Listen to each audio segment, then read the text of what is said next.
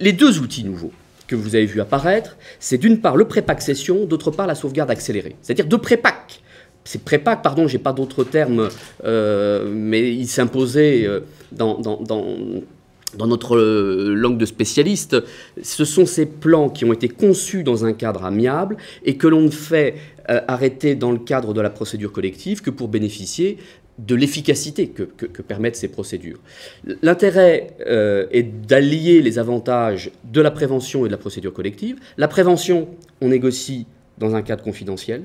On va concevoir toute l'opération de restructuration sans que le marché, sans que les clients, sans que les fournisseurs, sauf ceux qu'on aura sélectionnés, en soient informés, et donc sans que le crédit de l'entreprise soit trop affecté. Ces avantages sont connus.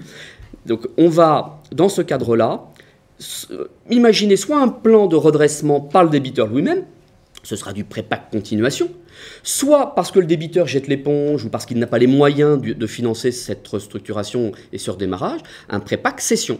Et donc l'innovation de la loi du 12 mars 2014, c'est d'avoir créé ce qui, à mes yeux, est une véritable nouvelle procédure collective. Elle n'apparaît pas comme telle parce que cette consécration apparaît au détour de deux alinéas. C'est extrêmement discret. C'est l'article 611.7, tout d'abord, qui indique que dans le cadre d'une conciliation, le conciliateur peut recevoir une mission de cession des actifs du débiteur, cession totale ou partielle de l'entreprise, alors évidemment à la demande du débiteur.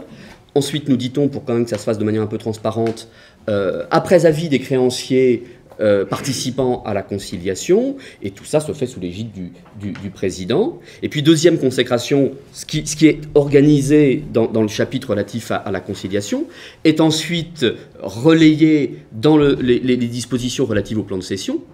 L'article 642.2 dispose désormais que lorsque un tel plan a été prépaqué, un tel plan de cession, une telle issue de cession a été prépaqué, pardon pour ce vilain mot, mais il est très évocateur, a été prépaqué dans un cadre amiable, et là c'est amusant de voir que le texte renvoie à la conciliation, mais aussi au mandat ad hoc, alors que dans les dispositions relatives à la prévention, l'idée d'un prépack cession n'était évoquée qu'en matière de conciliation, donc là il y a une malfaçon du texte, mais peu importe.